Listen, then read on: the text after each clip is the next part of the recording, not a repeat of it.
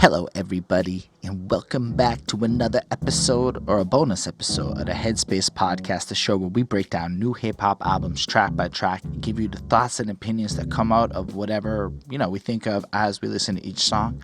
My name is Holden Stephan Roy.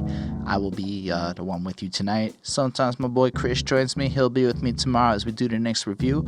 But I was very excited as I listened to this Suicide Boys and Travis Barker project, Live Fast, Die Whenever. I heard it, and honestly, I just felt like I couldn't even wait. I had to get this review done as fast as possible. Plus, it's a short album, and it's freaking rare I can do this like on a Friday, the day it comes out.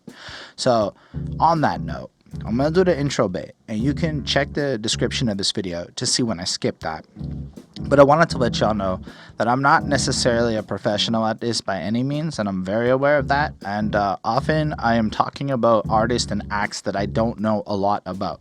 So if I say something silly, or I'm a little bit off about something, or you feel you want to contribute, or just teach me anything because you can tell that there's something you want to add to this review, knowing that everybody who comes to this video is going to read the comments, then feel free to do so. I'll answer you in the comment section. I answer everybody who comments, and I really appreciate it all. So to show you how sincere I am, I always like to read my favorite comment of some video or another. This for the bonus episode, it's whatever video. In this case, it's on our Bone Thugs East 99 video, and this is from Cesar Lozano. Wow, good thing I was 10 years old when I heard and saw the thuggish, ruggish Bone. Sorry, but the guy on the far right, that's me, that's doing most of the talking, that's me, really don't know anything about Bone. That was true, because East 99 went platinum as a single, and the video was #1 for a few months straight, requested on the box. A lot of people my age love this song. Me, it's good lyrics, but you're right, the chorus and beat don't do right for all Bones being in the song. And the lyrics they spit, when you have the 5 Bones and a single, you have to come correct on every angle. In my opinion, the video did justice because it was futuristic toward the dark side, but again, the chorus and beat fell short. So if I understand correctly, I'm just going to paraphrase this. I'm a little bit talking out of my ass for parts of it, but my opinion on the song was maybe a little more apt from like the musicality of it, but my knowledge of the Bone was ignorant. And that is kind of what this, I thought it was a great comment because it made fun of me and it was very recent. And also because it just kind of shows that, like, as much as I'm a bit silly, I do take this super seriously and I really care a lot about great music. On that note, we're going to get into it in a quick minute.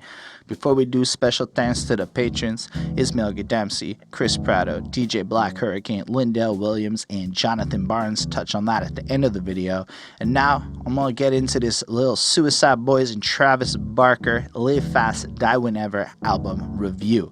So I like to start it off describing a little bit why I chose the album and my familiarity with each artist, because it's super important. You as a person who's coming to this review might be a big fan of Suicide Boys or Travis Barker or both, and you have a certain relationship with each artist and preferences based on an understanding of all of the different things surrounding the artists. And if you've been listening to them for like 5 years and you get to this point and this album drops, maybe you're a huge fan, maybe you're tired of it. There's all sorts of different experiences that come into it. Whereas if this is your first Suicide Boys project, as is the case for me, you're going to have a completely different perspective, per se, than like a longtime fan. And I think that maybe some of the charm I can bring to the table is that I have never listened to a Suicide Boys album before this. That isn't to say I haven't heard their music before. I've heard a few of their tracks, I've seen a couple of their live things, and I'll be honest with you, I totally prejudged on their name and their general gimmick in the misunderstanding of it. And I want to just admit that I was a hater. I was being a hater because they look kind of corny at face value. I'm not trying to be a shit here or disrespectful, but like when you first look at what they do, it's like, okay. And then I'm 31, right? So my emo phase was like 15 years ago, and I do think that they're really cool for that niche, but that was a long time ago, that part of my life. So I guess I just didn't take their artistry very seriously at first. on the other hand, this is a co-project, as you know, because of the little X, which means the two artists are like co-artists on this. Like they share the album artist credits, which is a really cool trend. I like that. I like this thing where people are just making albums together, and it's like so much more open than like the label politics of yesteryear. But yeah, Travis Barker, on the other hand, might be my absolute favorite drummer in the world, and mostly because he does things like fucking make beats and drum for the fucking Suicide Boys. So when I saw that collab, I got hit with a group that maybe I went out of my way a little bit too much to not listen to, and then Travis Barker, who I go out of my way to find because he's brilliant to me. Like, I don't know how to express how much I appreciate Travis Barker's drumming, especially like when it's on a hip hop track. There's just this chemistry and this energy he brings. Like, he's just absolutely stellar and fantastic. I can't describe enough how much I enjoy his music.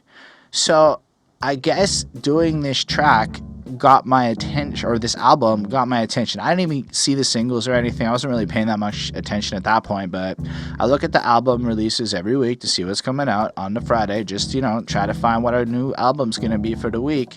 And then I saw this, and it was an EP. I couldn't resist. I said, I'm going to give it a real listen. And that's what we got to this moment. And so I can tell you that I went from going into this as an absolute fucking hater, expecting to really not like it, to honestly, I don't look like I'm feeling like I'm in a bad mood talking about this album. I'm excited to actually get into this for a couple of reasons, which we'll get into once we start talking about it. So on that note, let's take a look at this cover. It's this orangey color, and I love the lettering that just has nothing left, or not. Sorry, it's got each song title on it. I have the Genius open in front of me, but the title is Live Fast, Die Whenever. And then for like each time they released a song, they would just use the same album cover, but like update the lettering, which is smart. And the reason I understand why they did this, it has to do with the policies of releasing albums on as like singles and shit on like shit like Spotify. So I went through a whole experience where I had to rebrand because there's some other dude that went with HSR, and I wanted to be HSR, but that guy's already there and he's a little bit more views than me. So when people would go to that page, it was a little bit confusing to all of a sudden have my rap album as the most recent release and his fucking thing sitting there, which is cool. The dude's fine. So I said, all right, I would rather have my own shit. And so I had to rebrand. And during that process, I discovered that the words that you use on your cover, the only words you're allowed to use are the song title or the artist names. There can't be any other words. So in the sense that if you have your main album cover and you want to release a single, you either got to come up with a unique design for every single that you drop, because it's kind of like important for branding, or you do something as fucking clever as what the Suicide Boys and Travis Barker did here. And I'm saying this is like hats off. I might steal this fucking idea. It's so good, clever.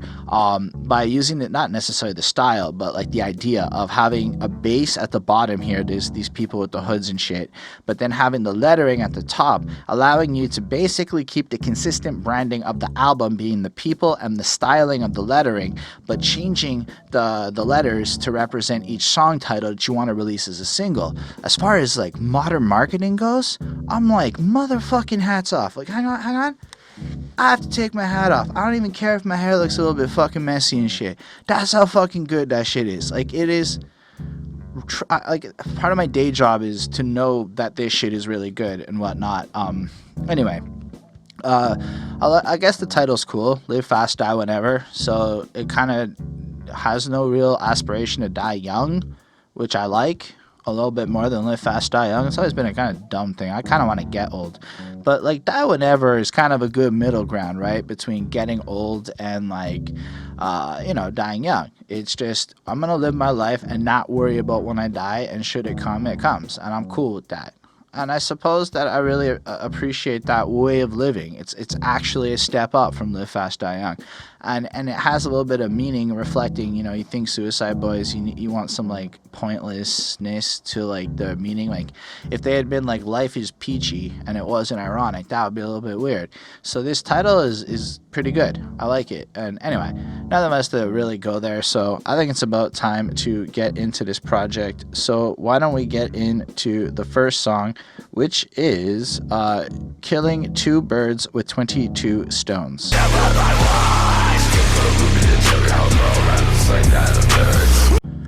So what you probably don't know is that I'm on a conquest, or I don't know if it's a conquest, but I would love nu metal to come back. I'm a huge advocate of this genre of music that appeals to people my age, because when we was young, nu metal popped and thrived for a while, and then the people older than us and younger than us didn't seem to like nu metal quite the way that we do. But I suppose now that we're all like 30 and able to make some shit happen, we're bringing that motherfucker back like you do. You bring that revival before it goes away forever. And I don't say this sarcastically. I know I come off sarcastic, but I'm being sincere as fuck here. You can check out my Twisted review that I put out recently if you think I'm full of shit. Like, I literally praised nu metal the same way there. I can't think of another one I did recently, but just in case you're doubting me. So when I hear that chorus, that "Hey kids, let's go to church," and they're screaming it out with the energy, and the really intensity of the music. So apparently this is featuring James Munky Schaffer, who's the Korn guitarist, a nu metal band. I don't care if they like the label or not. It is absolutely like riveting to me to hear this. Like, I just kind of got into it right away. It catches my attention. So the first couple of times I listened to it, I think I went through this is whack, because I was being a hater, until I realized this is nu metal-y fucking dope shit in terms of the sound. And then when I listen to their rapping and their singing, they're fucking tight, all right? They're on point. Like, these are guys who, I mean, given their catalog, have put in a significant amount of practice into this craft at this point. And you can just hear the proficiency in both of their rapping.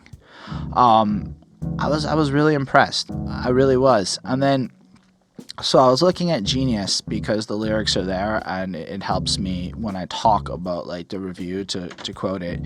And I saw that Lil Oozing is there, and I'm like, what the fuck is a Lil Oozing? And then it turns out that it's Scrim and Ruby the Cherry, but this has Lil Uzi and Northside Shawty. So I'm sitting there going, what in the fuck is going on here? I was a little bit confused, I'm not gonna lie. I had to tangent away from listening to the album. I had to go look into this, and it turns out that these inventive motherfuckers right here have a whole bunch of aliases. Like, a lot. And I had to find this little cheat sheet. So at some point over here, hopefully it flashes up and you can see my little cheat sheet, just to give you an idea of like how many aliases they each have. Like, we're talking more than 10 for each fucking dude. And I got really impressed at this point, because as a person who appreciates music, I love it when artists kind of create lore and worlds and show their more inventive sides. And I guess I realized that, like, if these Suicide Boys are these two like schizophrenic, crazed out dudes who embody all of these different personalities and shit, well, that's right up my alley. And the fact that people hate them for their shocking image and shit, because I saw that there are motherfuckers who are hating them, like old me, like me of 2 years ago, was hating on them for their name and just assuming they knew some shit about their content.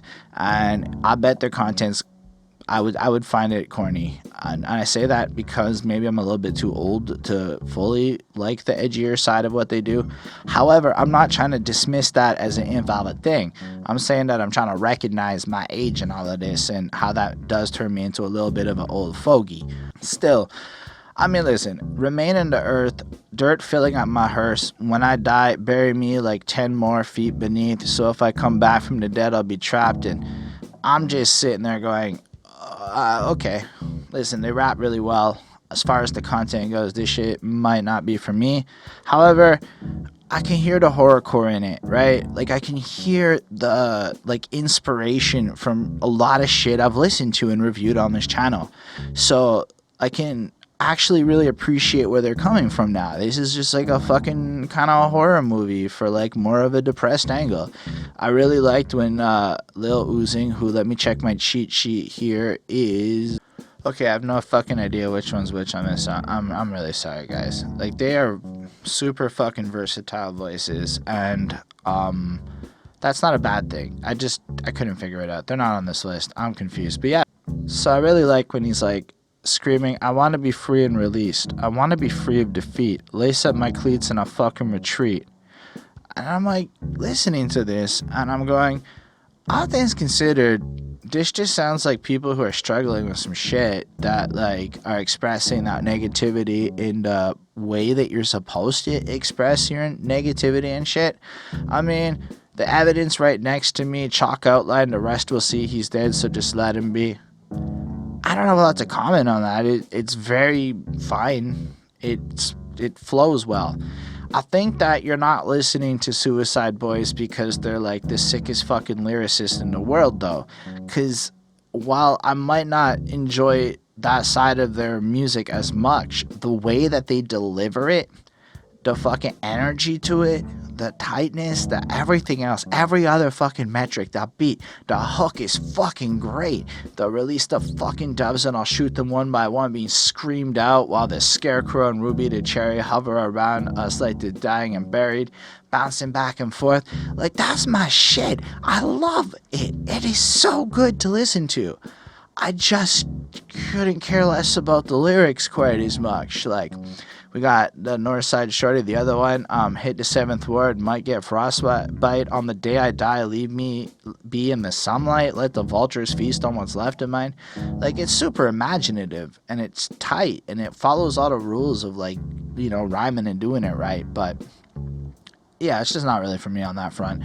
That's okay, though, because I actually would go ahead and bump this again and again. I think this has, like, this fucking energy to it that, like, from a sound perspective, really, really appeals to me, and I gave this shit a 4.35 on 5. I was surprised with how much I actually liked the track.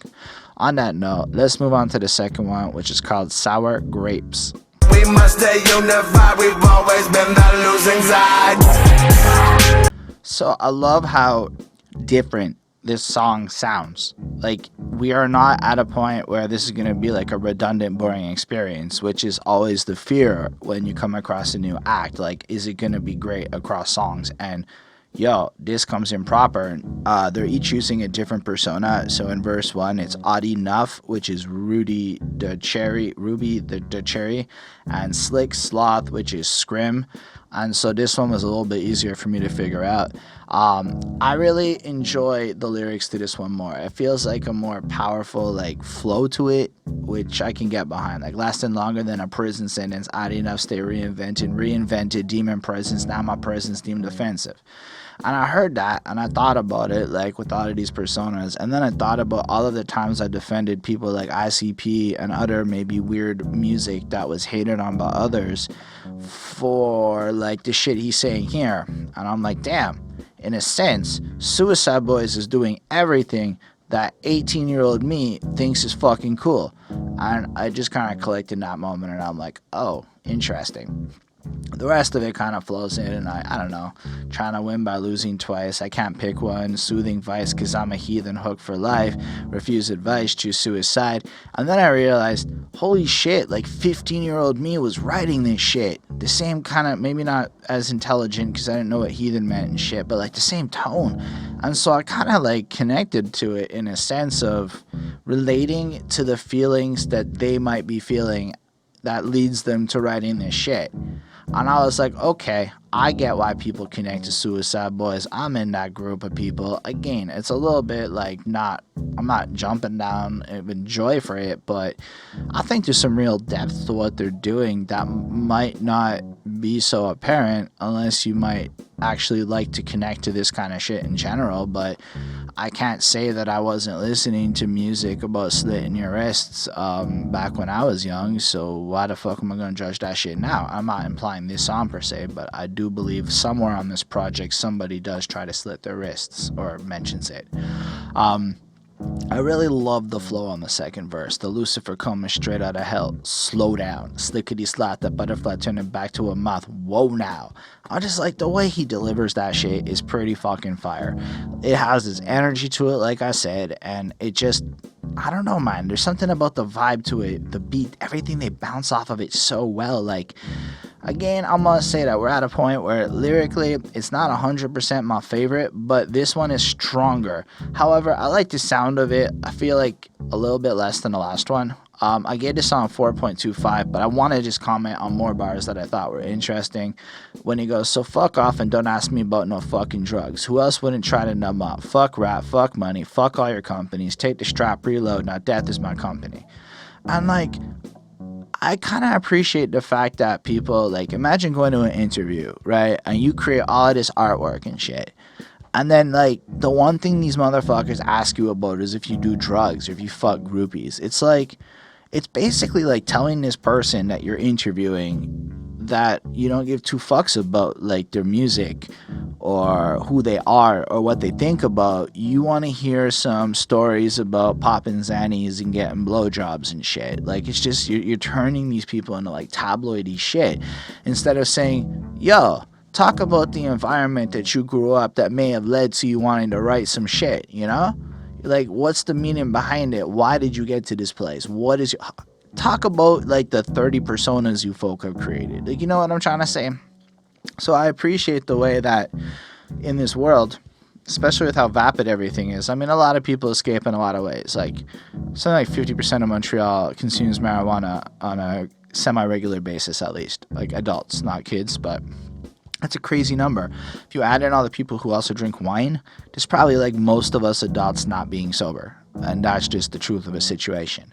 Anyway, I do appreciate that these guys kind of come in with that simplicity, but it feels like they just keep trying to just say whatever, do the... Like, it's not, it's almost like every song is this opportunity to, like, take on a different persona and try something new. And I feel that creativity through their music, which, again, caught me completely off guard. That's totally fine. I can understand, even considering the hater I used to be, why they're saying shit like don't trust anyone with an exclamation point.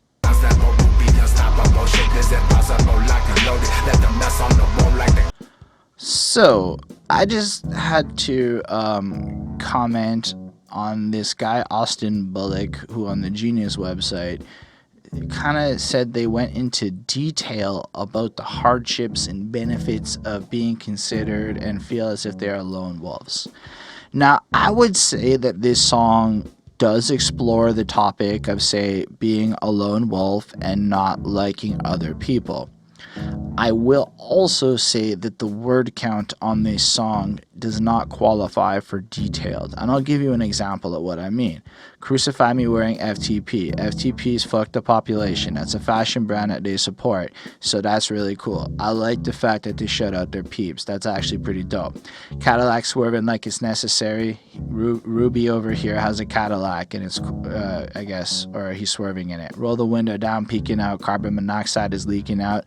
That's a clever way of talking about smoke, you know, because marijuana creates, like, fire, and fire creates carbon monoxide. I digress. Paranoia turns me into spooky to scary. So I guess he's really stoned, so he's flipped into this next character. This is what I'm interpreting. But what's crazy is it's now he's adopted his character spooky to scary, I'm guessing, because his voice changes.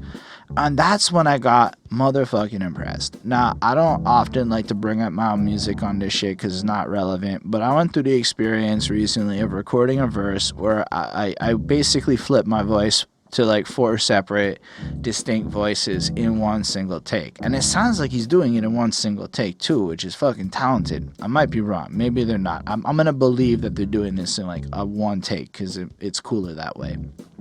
But to actually switch up your voice like that, and then if you go down to, like, the second verse where Scrim has, like, fucking 4 characters and each of them has a distinct voice or whatever, it's really, really impressive to me. I'm just saying, from, like, a technique point of view, you can't knock what they're doing from a sound perspective. It's really fucking good.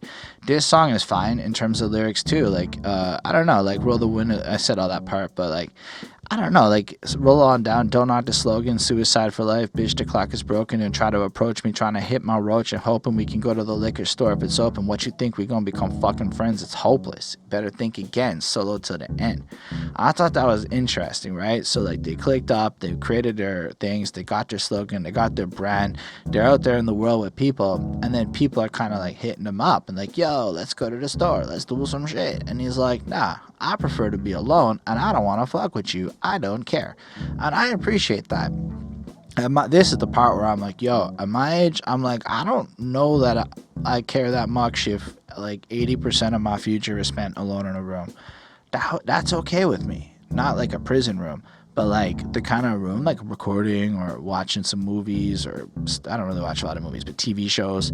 I'm like ranting through some shit, you know, like I'm okay with that. The social side of life is just taxing in my opinion, and well, that's why there's this many videos on this channel in such a short period of time span. Look at the length of the videos before you judge me. Anyway, I don't know why I said that. Sometimes I just kind of like spit it off free because that's what this show is. I really do like the second verse though. The chorus is probably the only part of the song I find a little bit not my favorite. There's the screaming out "Don't trust anyone" over and over again. I'm okay with it. Like, it grew on me the more I listen to it. I can picture it live and everybody screaming it out. I like, it's got a good energy. Ruby has an excellent voice for this sort of thing. I guess I just trust people, so it's a hard chorus for me to empathize with. But I also empathize with why they're screaming it out, because the truth is there are lots of people I no longer trust, and a lot of people who might have, you know, given me reason to relate to why they're singing this out. I can understand why most people, especially on the more famous variety, end up feeling this way. The second verse is just great. Like, crucify me, reincarnated, I am the lion, riding solo till I'm in the dirt. Switch, now I'm Beelzebub. All of the skies will fall when I rise from the earth. Switch, and then like each time it's flow switching, and now they're gonna keep me in an AK and keep me a tech. Gray to the gray, tank on my neck, truth or dare. And I'm just like, this is such a well executed, really cool like thing that's going on this track in terms of what's there. So I give it a 4.35. I'm truthfully impressed with the overall energy, the tone of these guys, the imaginative world of it. I'm still not really feeling the lyrics per se, but that's just my taste and preference and what I'm interested in. But as you also know, Individuality was so last year.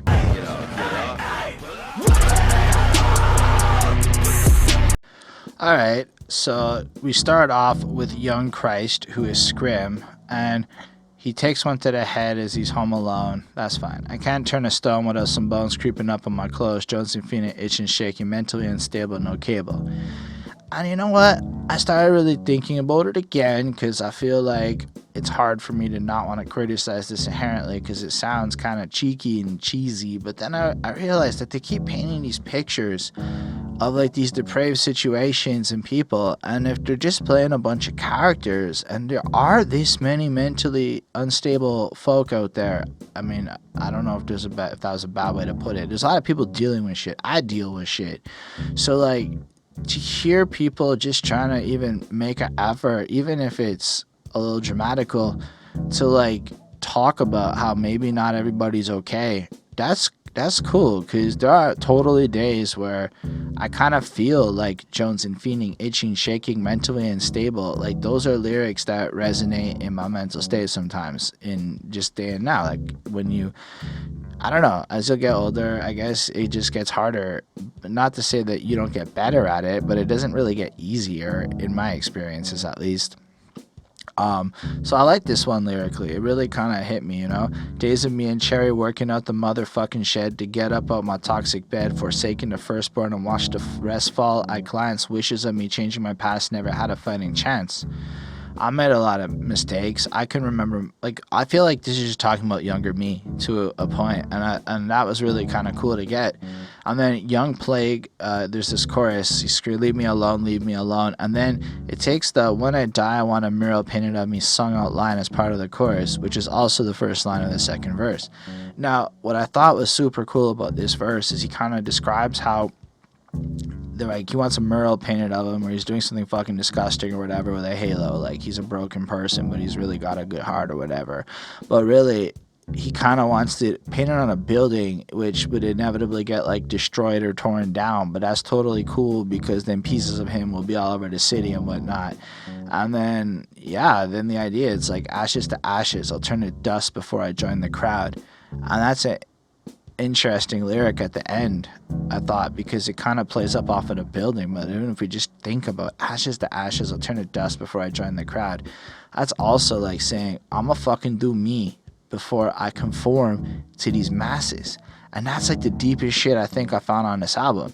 It's like I would rather stay true to myself than actually sell out. And I can tell you that I literally dress like this in an office place, and I don't play the game the way I'm supposed to. So that lyric I totally relate to. I mean, no part of my life is conventional, so I like this. I found at this point I was really starting to relate to them more and appreciate them more as I was listening to it. This one I gave a 4.25, mostly because I wasn't feeling the beat as much. I wasn't feeling the energy quite as much. And we're talking about like, I'm liking these songs like this far apart. This is really a consistent album where I do believe you're either going to love it or hate it. But I think that if you at all dug nu metal at some point in your life, this is absolutely something you should check out. But yeah, 4.25, totally fine. And let's talk about the melon and aliens are ghosts.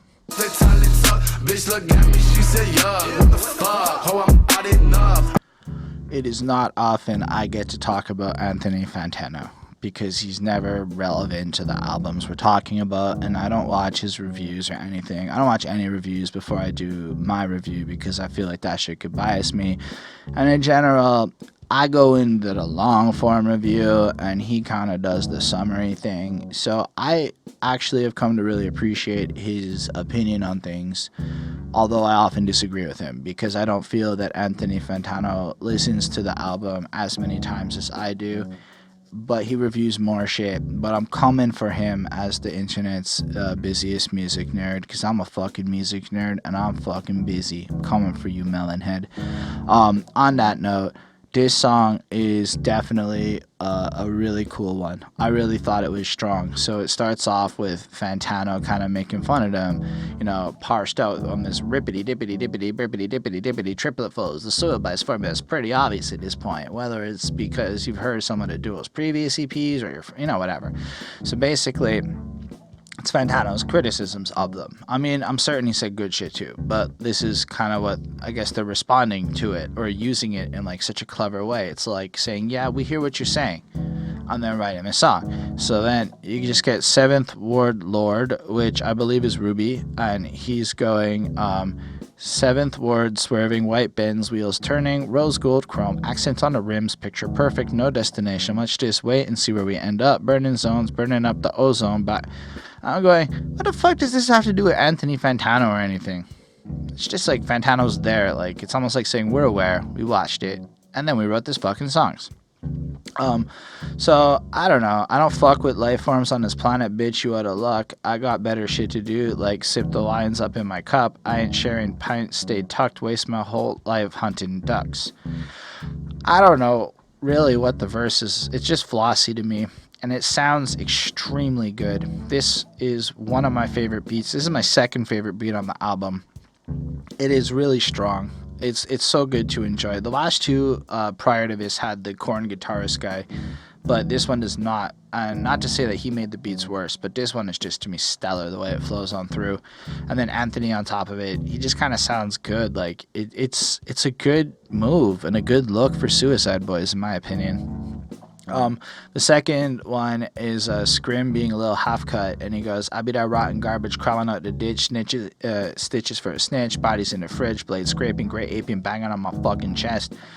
And I'm like, okay, I don't know that I again care for like the style they've chosen in terms of their poetry, but I admire and respect their poetry for what it is, because it just follows all the good rules. It's all the things you're supposed to do. The flows are fucking proper, and I like it. I like this song, you know. I give it a 4.4 on 5. So far, this is my favorite song on the album. I think it it's really like you can really just again hear their skill, because every song has kind of brought a variation to flow, to rhythm, to style. It's kind of the opposite of, I guess, Anthony Fantano's criticism. It's almost like they went out of their way to prove how versatile they can really be. And I don't know if that's what they were trying to do, but like I'm talking about the whole project, because if you think about the project, there's no way that some of the criticisms done, or the set at the very beginning at least, with following some formula or shit. I mean, I don't know, maybe I'm wrong. I haven't listened to their like 20 something EPs and stuff, so I don't really know, but I'm just saying from my point of view, this was an exciting thing to come across. Anyway, one more song to listen to, and I'll be honest, part of why I wanted to like talk about this is because I watched Fantano's video where he kind of like was flattered and kind of trying not to gloat about the fact that they sampled him, but it was a good video. On that note, one left, and then there's Nothing Left, Nothing Left.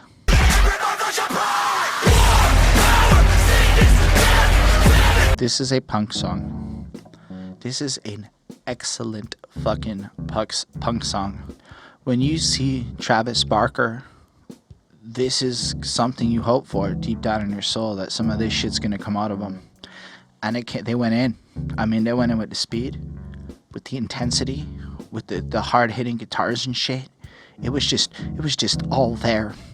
And then Norman Atomic, who is Ruby, just starts screaming, "Suicide, suicide, it's like a mass suicide, and the human race, just like dinosaurs, I can't decide." And I'm like screaming it out, and it's fast, and it's like destruction of the world and shit, and it's just chaotic, and it's just brilliant. And he said dinosaurs. This is hitting a lot of checklists of awesome in my life.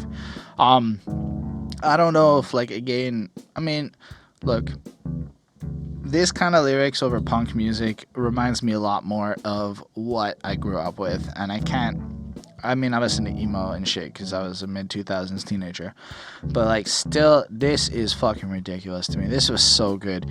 The chorus is possibly my favorite part, where it goes, "War, power, sickness, death, famine, terror, toxic sex, hate, fear, greed, stress, fire, ashes, nothing left." And if you think about it, they really are just kind of criticizing the overall social situation of life. This is what we see in the news every day. This is all the destructive forces out there in the world. And as it keeps happening, well, we're going to end up with nothing left. It's powerful, it's strong, and I'm like, it's punk as fuck. This is good. The second verse with Anthony Mars or Scrim, "Spit in my face, kick me when I'm down, leave me to drown, lords of the underground, trash my brain, bash in my skull, pass me the gun, I'll make it." And it's just, somehow over this music, I just like the lyrics a lot more. Like, if the whole album had sounded like this would have been like my album. I don't know how else to describe it, really, but the speed, the intensity, everything about it just makes it more awesome to me.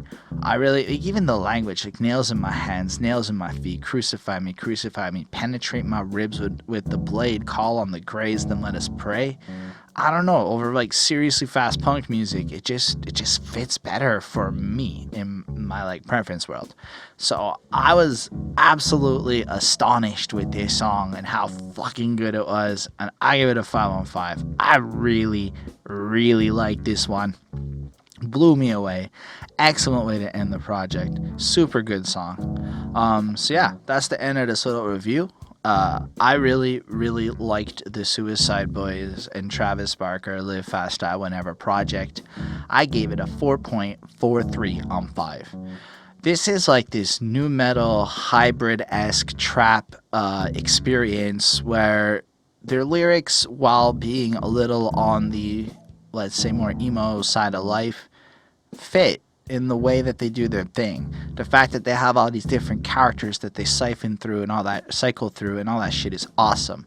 Most importantly, these dudes rap like motherfucking talented dudes who know how to spit.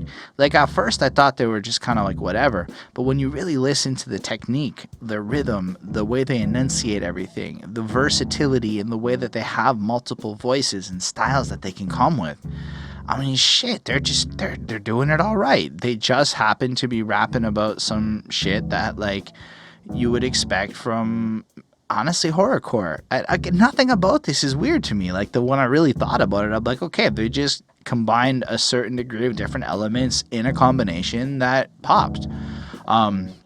They do remind me a bit of Twisted, and I like Twisted more than them, but at the same time I feel their distinction, and I don't want to like really make a huge comparison there, but I did feel that comparison. Anyway, that's all I got to say about that. So thank y'all for watching. I totally look forward to seeing what y'all have to say in the comments about this.